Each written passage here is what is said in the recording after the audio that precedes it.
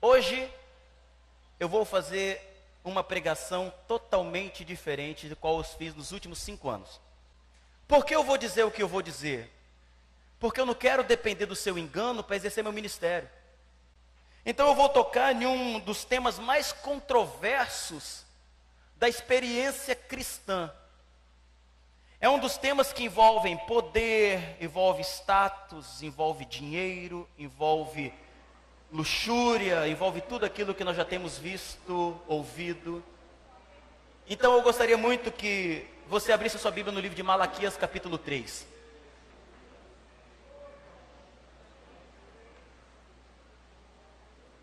Eu vou com os irmãos, sem usar nenhum outro argumento a não ser a própria Bíblia, para que os irmãos aprendam e nunca mais sejam enganados. O meu compromisso é com a verdade, irmãos. Eu sou um homem do Evangelho, eu não sou um homem do Ministério Vida. Quem está aqui pela primeira, segunda vez já sabe, ou quem não sabe, eu não sou assalariado aqui, eu não recebo nada.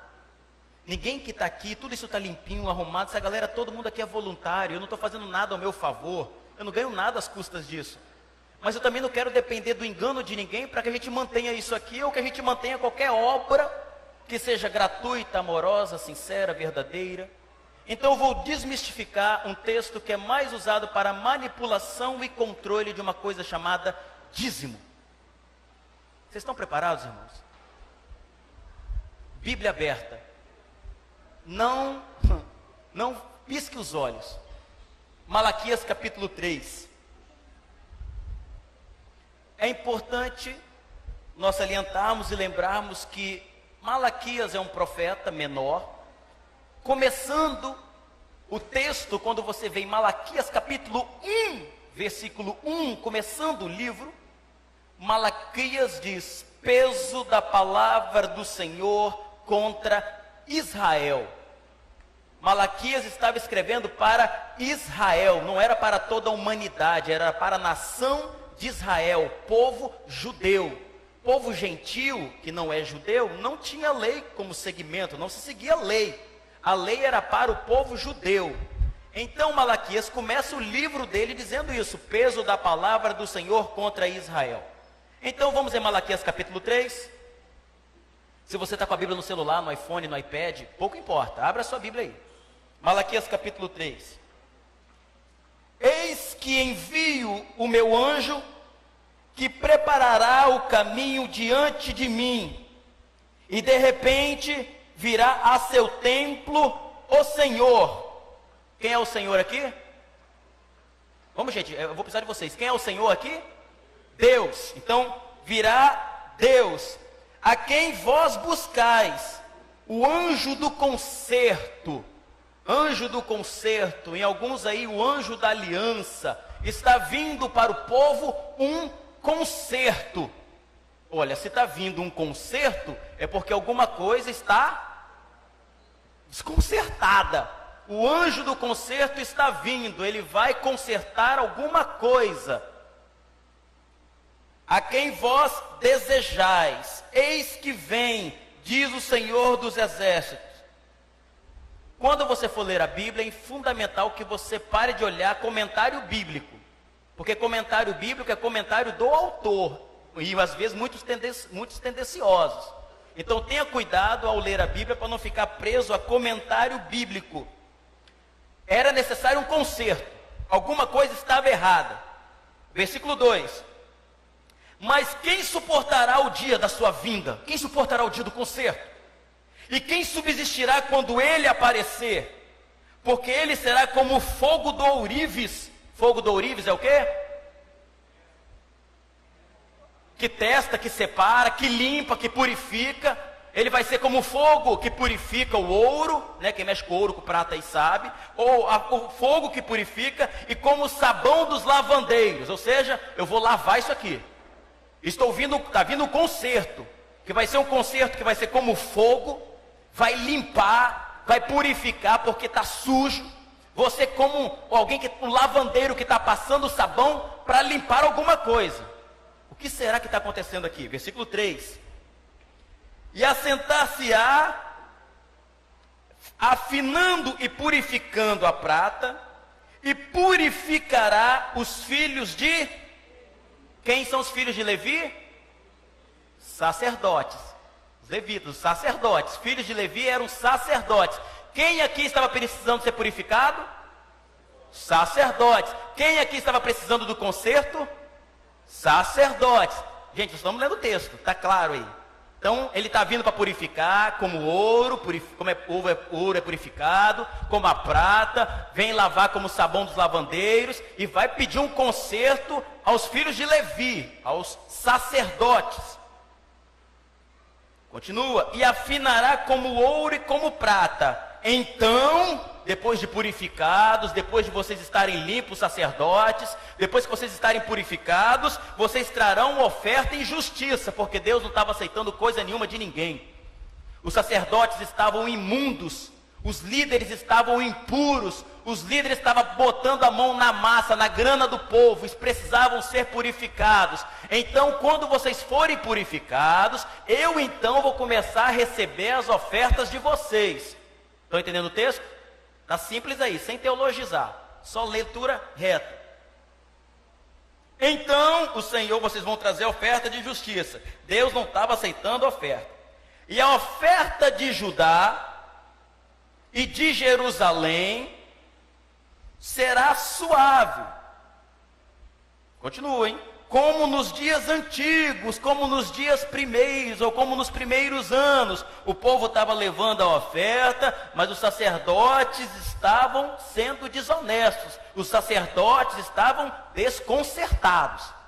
Qual era a representação do sacerdote, pessoal? O líder. O sacerdote representava o povo perante Deus, o líder. Esses líderes estavam desconcertados. Olha para quem até agora, Malaquias capítulo 3, está sendo escrito. Continua o raciocínio, porque você vai tomar o maior susto da sua vida. Versículo 5. E chegar-me-ei a vós para juízo. Ele vai chegar a quem? Aos sacerdotes. Eu vou chegar a vocês, sacerdotes, vou chegar para vocês para juízo, porque vocês precisam se consertar. E serei uma testemunha veloz contra os feiticeiros. Quem eram os feiticeiros? O que os sacerdotes estavam praticando? Feitiçaria. A gente está no texto aí. Sacerdotes estavam praticando feitiçaria. O que mais os sacerdotes estavam fazendo? Adulterando. O que mais os caras estavam fazendo? Jurando falsamente. O que mais os sacerdotes estavam fazendo? Roubando o trabalhador, defraudando os que trabalham, defraudando o jornaleiro que você tem aí. Olha o que os sacerdotes estavam fazendo. E perverteram o direito da viúva. Tiraram-o do órfão, do estrangeiro, do trabalhador, e não me temem, diz o Senhor dos Exércitos. Na cultura judaica, a viúva tinha direito, era sustentada pelo templo. Leia depois Deuteronômio capítulo 14 em casa, e você vai ver para que era o dízimo. Deuteronômio 14, lá na lei. Então ela tinha direito. Vocês não me temem, diz o Senhor. Quem é que não está temendo a Deus? Sacerdotes. Está até agora sim, viu pessoal? Super simples. Versículo 6. Porque eu, Senhor, não mudo. Por isso, vós, filhos de Jacó. Filhos de Jacó. Jacó na Bíblia é conhecido como enganador. Vós, filhos de Jacó. É importante lembrar sempre que quando fala filhos de Israel, é toda a nação de Israel. Quando fala filho de Jacó, está falando dos sacerdotes. Vocês, seus enganadores. Porque o que acontecia, pessoal? Na cultura judaica, o povo não era o povo que ia oferecer a Deus o sacrifício. Cada tribo tinha o responsável pelas coletas, que era o sacerdote. Então toda a tribo levava para o sacerdote, conhecido como filhos de Jacó. E o sacerdote, ao pegar a coleta do povo, ele levava para o sumo sacerdote. Então o sumo sacerdote entrava no templo perante Deus para oferecer o sacrifício. Então os filhos de Jacó aqui eram os responsáveis pela coleta do povo. Estão entendendo aí o texto? Ok?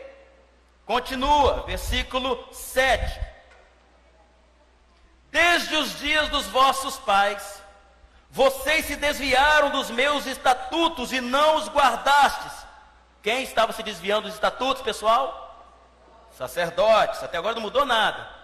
Tornai vós voltem-se para mim, e eu tornarei para vocês, diz o Senhor dos Exércitos.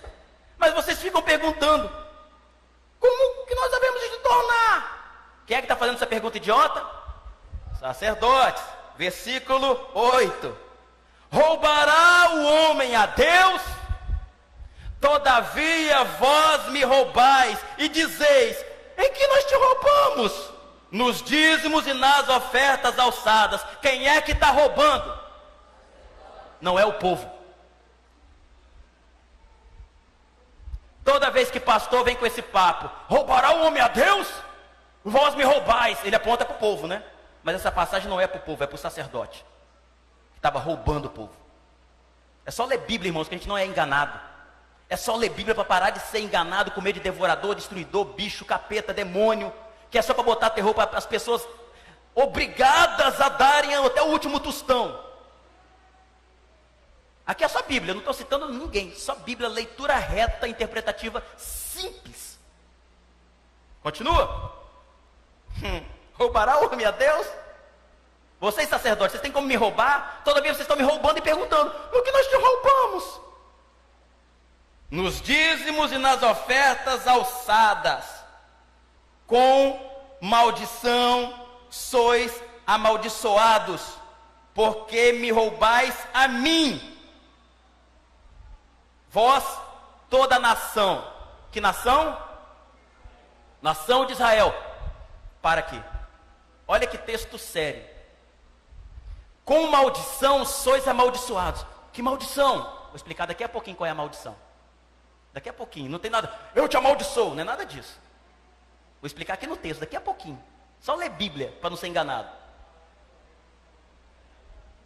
A oferta que eles estão roubando é da viúva, do pobre, do jornaleiro, do trabalhador. E estão dizendo, mas não que nós estamos roubando. É isso que está acontecendo aqui. Versículo 9. Com maldição vocês são amaldiçoados, porque me roubais a mim, vós toda a nação.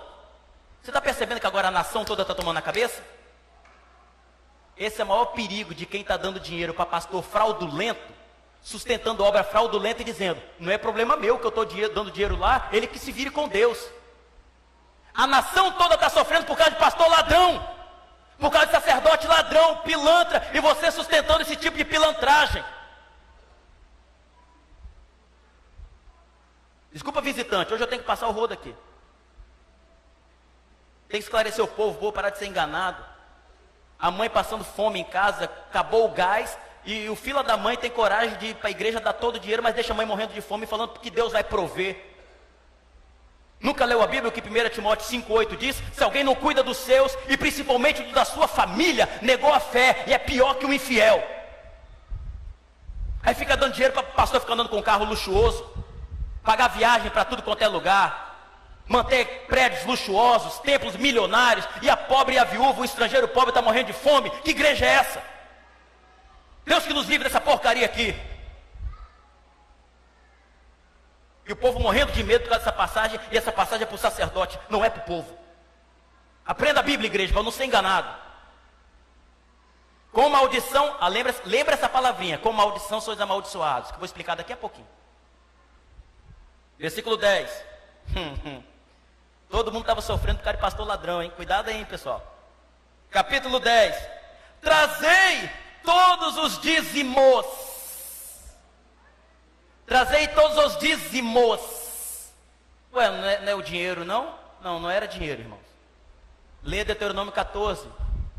Hortelã, coentro, cominho, fruto da terra, dos animais, não era dinheiro. Dízimos. Trazei todos os, está no plural. Não é trazei o seu dinheiro. Você vai ler Deuteronômio 14, vai ver lá que você só trocava em dinheiro quando você tinha muita coisa para levar ao templo e a viagem era longa. Então você pegava aquilo, trocava em dinheiro, onde Deus mandava você parava, comprava tudo que quisesse, chamava quem quisesse e comeriam ali, bebida forte, vinho. Temos que ler a Bíblia. Trazei todos os dízimos, tudo que a terra produzia, a casa do tesouro, para que haja mantimento na minha casa. Por quê? Porque